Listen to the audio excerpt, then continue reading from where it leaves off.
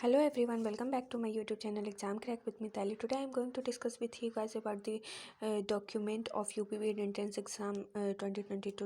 UP BEd Entrance Exam 2022 में आप लोग के पास कौन कौन सी डॉक्यूमेंट होनी चाहिए और फॉर्म में आप लोग क्या गलती ना करें, ये सारी चीज़ों के बारे में मैं इस वीडियो में बताऊंगी। तो ये वीडियो आप लोग को अगर अच्छा लगेगा तो लाइक कर दीजिएगा। अभी तक मेरे चैनल को सब्सक्राइब नहीं किया तो सब्सक्राइब कर दीजिएगा और बगल में बेल आइकन बटन है उसे भी प्रेस कर दीजिएगा ताकि आप लोग को नोटिफिकेशन टाइम पे मिलती रहे।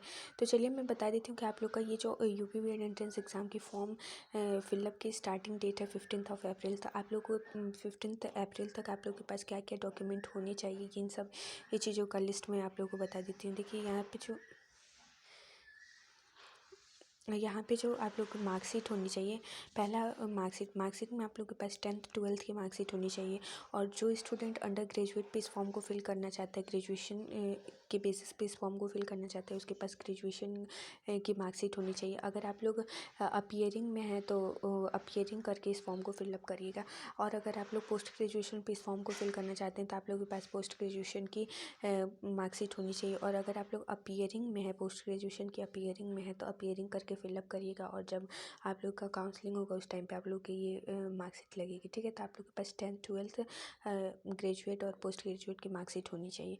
उसके बाद देखिए फ़ोटो आइडेंटिटी कार्ड के लिए आप लोगों से Aadhaar card, driving licence, voter ID card मांगता है, ठीक है। आप लोग चाहे फ़ोटो आइडेंटिटी के लिए आधार कार्ड दे दीजिए, चाहे ड्राइविंग लाइसेंस, चाहे वोटर आईडी कार्ड। अब देखिए जो स्टूडेंट यूपी से हैं उसके लिए इनकम सर्टिफिकेट ज़रूरी है। अगर वो ओबीसी एससी एसटी इन सब कैटेगरी में आता है तो उसके लिए इनकम सर्टिफिकेट, या ईडब्ल्यूएस है तो उनके लिए ये इनकम सर्टिफिकेट ज़रूरी है। कास्ट सर्टिफिकेट जैसे ओबीसी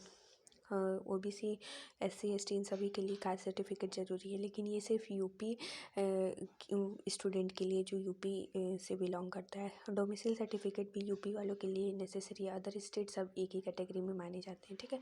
तो इतने डॉक्यूमेंट आप लोगों के पास होनी ज़रूरी है। अगर आप लोगों के पास इनकम कास्ट और डोमिसाइल सर्टिफिकेट नहीं है तो आप लोग अभी अप्लाई करिए, 10 से 15 दिन में आप लोग को मिल जाएगा वो। अब यहाँ पे देखिए कि आप लोग को क्या गलती नहीं करनी है। तो देखिए कितना जगह होता है कि जैसे नेम है तो मान लीजिए आप लोग के नेम में आप लोग मान लीजिए कोई अदर कास्ट, कोई दूसरी कास्ट है और कुछ दूसरा नाम फॉर्म में चला जाता है। जैसे कि मान लीजिए आप लोग कुमार लगाते हैं और लेकिन फॉर्म में कुमार नहीं है। तो इन सारी छोटी छोटी चीज़ों पे ध्यान देना है। कहीं कहीं मम्मी के नाम पे पापा का नाम हो जाता है, पापा के नाम पे मम्मी का नाम हो जाता है।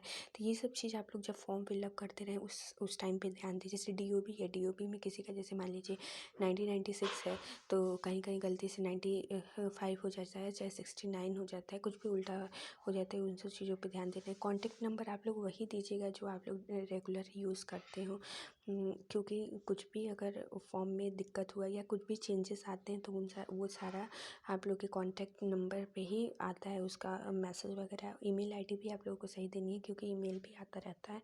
अब देखिए ऑब्टेनेड नंबर, जैसे कि मान लीजिए आप लोग ग्रेजुएशन में 500 में 300 मार्क्स पाए हैं, ठीक है, और वहाँ फॉर्म में आप लोग का 400 हो गया। तो इन सारी चीज़ों पे ध्यान देना है। जैसे आप लोग का ग्रेजुएशन पोस्ट ग्रेजुएशन का मार्क्स इधर उधर ना हो जाए, या फिर आप ऐसा ना हो कि आप लोग का ग्रेजुएशन का मार्क्स 10th के प्लेस पे चला गया और 10th वाला इस पे। तो इन सारी चीज़ों पे ये छोटी छोटी बातें ये आप लोग को सारी वीडियो वाले नहीं बताएंगे, ये मैं बता रही हूँ।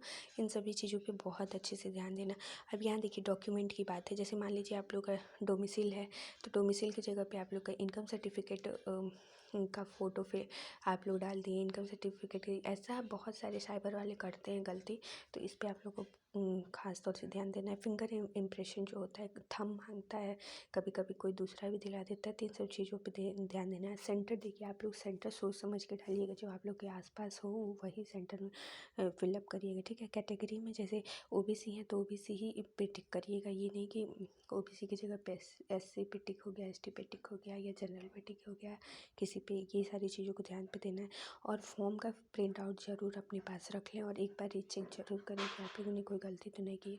आई होप कि आप लोगों को ये वीडियो अच्छा लगा होगा। अगर कोई डाउट हो तो मुझे कमेंट करके पूछ लेना। Thank you for watching my video.